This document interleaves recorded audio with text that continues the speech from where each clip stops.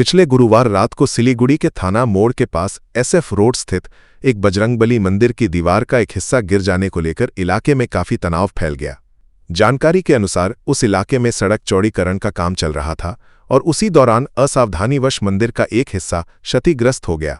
घटना के तुरंत बाद स्थानीय हिंदू संगठनों की ओर से तीव्र विरोध दर्ज कराया गया और जल्द से जल्द मंदिर की मरम्मत की मांग उठाई गई। स्थिति को नियंत्रित करने के लिए मौके पर पुलिस बल तैनात किया गया। इसके बाद बीत गया एक पूरा दिन। आज शनिवार सुबह सिलीगुड़ी के मेयर गौतम देव घटनास्थल पर पहुंचे।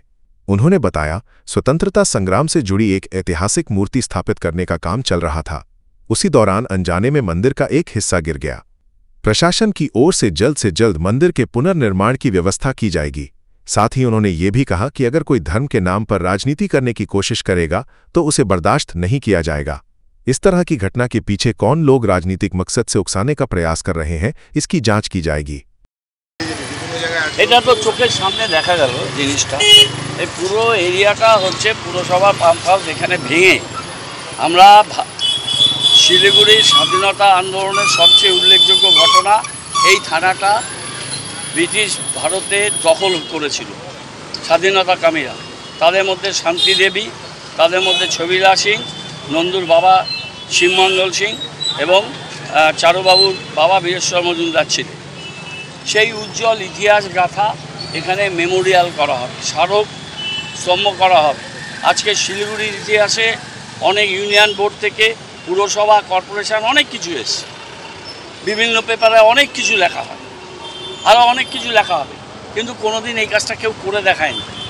এখানে যে শহীদ স্তম্ভটা, সেই স্তম্ভটা ভেঙে চুরে অবহেলায় ছিল, সেটাকে আমরা ভালো করে তৈরি করেছি। শিলিগুড়ির ইতিহাস যদি মানুষের সামনে, এমনি শিলিগুড়ি নতুন শহর, তারপর ইতিহাস যদি মানুষের কাছে না জানা, মানুষ জানবে কীভাবে? সেই কাজটা করতে গিয়ে এই মন্দিরের আমাদেরই ওয়াল ভাঙতে গিয়ে মন্দিরের পেছন দিকটায় এটা কিছুই হয়নি, লোকেরা এটা প্লাস্টার করে দিয়েছে। বৃহস্পতিবার রাত্রে 8:30টার সময় আমি একা ছিলাম, আমার সাথে আমার দুজন সিকিউরিটি ছিল, কেউ জানতো না আমি এসেছি। 33-এ মিটিং করে ফেরার পথে এই দিক দিয়ে বেরিয়ে যাই, আমি গাড়িটাকে ইউটার্ন করে নিয়ে এখানে সাইডে দাঁড়িয়ে মন্দিরকে দেখে প্রণাম করে এখান থেকে চলে গেছি। মন্দির ঠিকই আছে।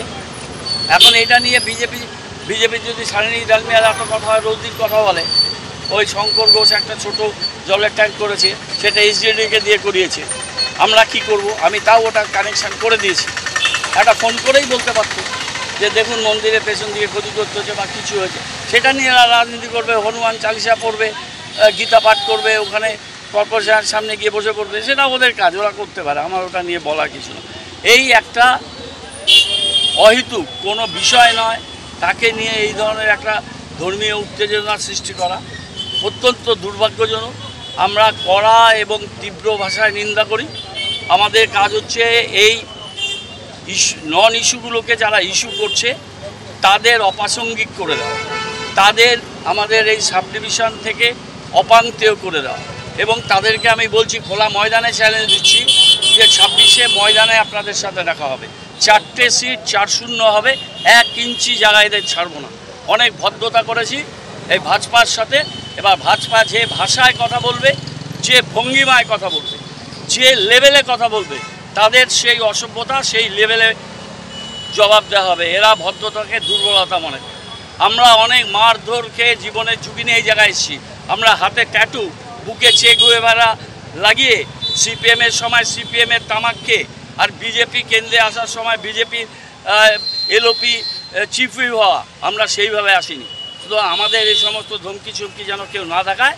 এর মোকাবিলা রাস্তাতেই হবে, রাজনীতিগতভাবে। আমরা রাজনীতিগতভাবে বলবো, যে ভাষায় যারা কথা বলবে তাদের সে ভাষায় আমাদের যুব ছাত্ররা উত্তর দেবে। রাস্তায় থাকবো, রাস্তায় থেকে মোকাবিলা করবো।